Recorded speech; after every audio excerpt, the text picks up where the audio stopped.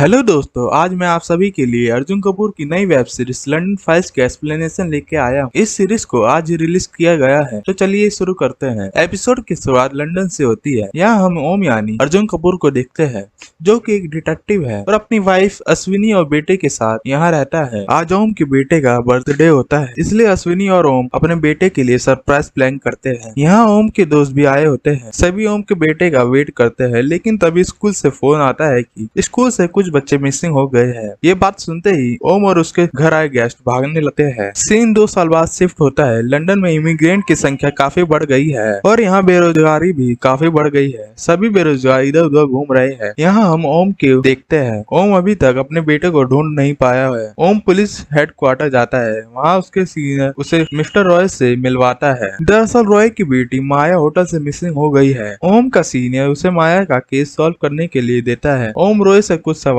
पूछता है, लेकिन रॉय उस पे ही गुस्सा करने लगता है। रॉय के जाने के बाद ओम का सीनियर उसे बोलता है कि यह एक बड़ा केस है और इसे तुम्हें ही सॉल्व करना होगा, क्योंकि ये तुम्हारी इमेज के लिए काफी सही रहेगा। अब ओम अपने इस केस में ऋषि को रख लेता है। अब दोनों मिलकर इस केस को देखते हैं। 16 दिन पहले का सीन दिखाया जाता है और यहाँ हम माया को देखते हैं। माया अपने फादर से म्यूजिक फेस्टिवल में जाने के लिए परमिशन मांगती है, लेकिन वो उसे जाने से मना कर देते हैं। माया गुस्से में घर से निकल जाती है। अब प्रेजेंट टाइम में ओम माया की कॉलेज फ्रेंड और रूममेट कैरोल से मिलने जाता है। कैरोल ओम को माया के रूम दिखाती है। ओम माया की डायरी में एक टैटू देखता है और सामने टैटू वो माया की फोटो में भी देखता है। माया ने उस टैटू को अपने नाभि पे बनवाया होता है। रूम की छानबीन करते वक्त ओम वॉल पे पेपर को देखता है। जैसे ही ओम उस पेपर को हटाता है तो वो देखता है कि दीवार पे only after absolute chaos comes absolute silence लिखा होता है, जिसका मतलब है कि पूर्ण अराजकता के बाद ही पूर्ण मौन आता है। अब ओम अपने ऑफिस आता है और उस होटल की फुटेज देखता है जहाँ से माया गायब हुई है। ओम देखता है कि उस फुटेज में से 2 घंटे वाली फुटेज गायब है। ओम बारीकी से इस केस को